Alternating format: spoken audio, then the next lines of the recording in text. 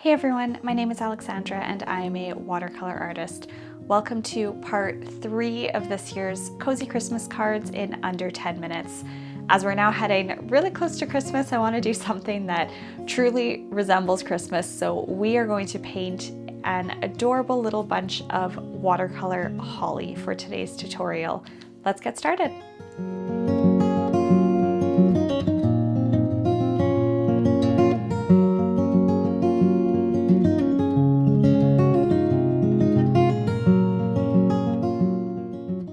For supplies today, you'll need 2 cups of water. I have one for clean, one for dirty water, a napkin for drying your paintbrushes. For paint, I'm using Philosophy and Co's Terrain watercolor palette.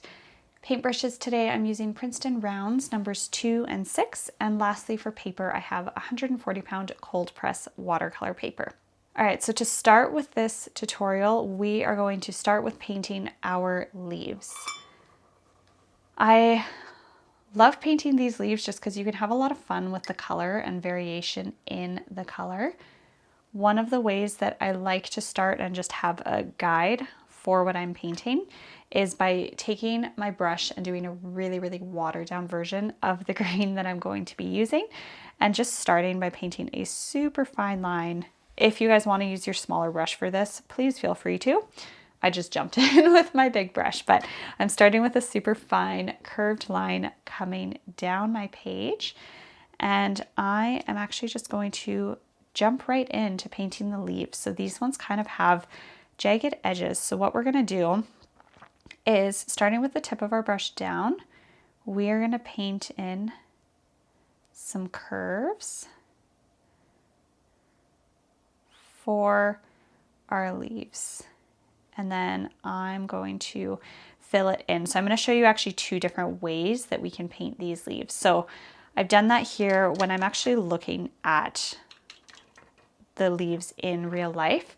They often have a much darker and cooler tone. So I can go in with some blue and just mix it in to my leaf here. Once this dries, we're going to go and add some more detail into it just to really define a lot of what we have going on. So now the second way that we can paint that, rather than outlining it first, is to start just by how we basically paint our basic leaves. So I'm starting with the tip of my paintbrush down, kind of pulling back into a nice curved shape. And then once I've done that, I can go in and I can add in my jagged edges and just have them coming down. So those are kind of 2 different ways that we can do this. I'm going to do another one coming out.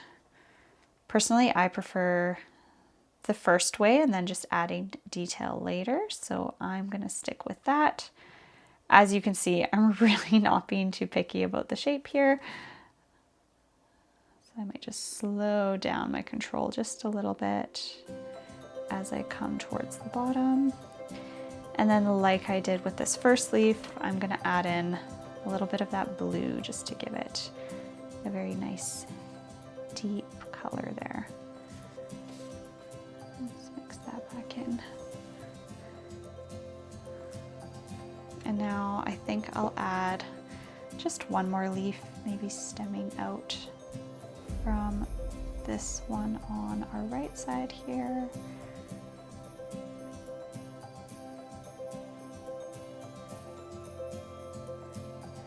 Now you can see I'm really not being too picky with this because I know that as soon as I add in some details, it'll bring it all together. So I have my leaves painted.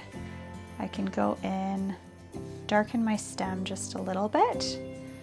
And now before we add our berries in, we're gonna go in with some details to our leaves. So taking my really small brush, I want to go into my balsam color here, and I'm getting a really nice dark pigmented version. I can even add a little bit of blue to it if I want it to stand out more. And going into my leaves, I'm going to paint a really skinny line coming down the center. And then I'm going to paint some veins going to each point. Now for this part, you want to make sure that your paper is fully dry. Otherwise, you're gonna find that the paint is going to bleed out. So these other leaves that I have are still a bit wet, so we're actually gonna hold off on those and jump into painting our berries instead. So mixing my paint here, I'm adding a little bit of brown and a little bit of orange just to give it a slightly more natural color there. And now that I've done that, we are truly just painting clusters of circles. So I can cluster them over top of my leaves however I'd like. Kind of along my stem though. I can do clusters of maybe 3 or 4. And right away we can see how this comes to life. I can even have some that sort of look like they're poking out from behind the leaves if I would like. And then just to continue with adding in some touches to give them more of a natural look, I'm gonna go into my brown paint, and not on all of them, but just on some of them. I'm gonna give them sort of a central dot.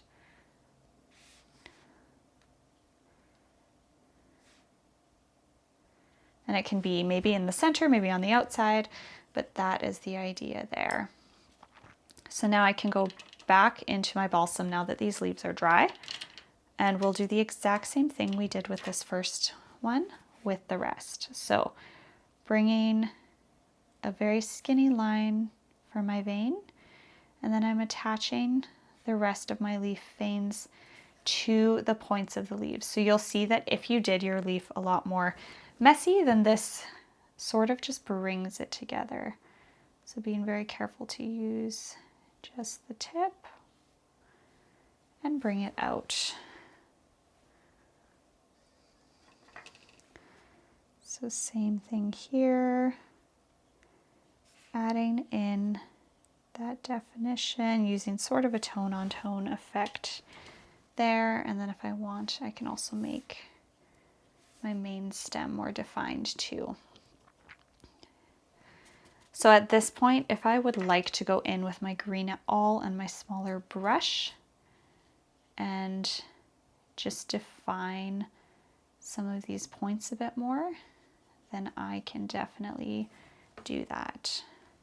But I'm happy with how this looks. It's such a simple, easy way to make such an adorable little branch of holly. So I can even go back and just make sure that all of my berries are attached to the stem. So adding in some little branches coming up. And then for my Christmas cards specifically, I like to add a fun little Christmassy touch. So I'm going to take the same red that I used for my berries, and we are going to paint in a bow. So really simply, I can do a little cluster down here using my small brush. I'm gonna do strands of the bow.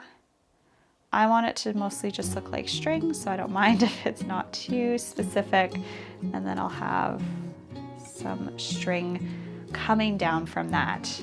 So on this card, if I wanted to, I definitely could go in and write something like Merry Christmas or Happy Holidays, or truly just anything to customize it a little bit more.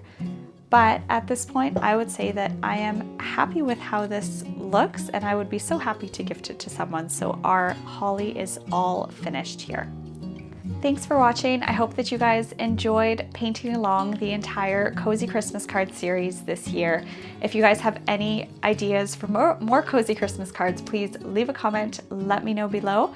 I would love to hear what you guys would like to learn to paint. Also, if you did follow along, take a picture, tag me on Instagram at Alexandra Victoria Studio. Love to see what you guys are doing. Lastly, if you haven't already, like this video and make sure to subscribe to this channel. We'll see you next time.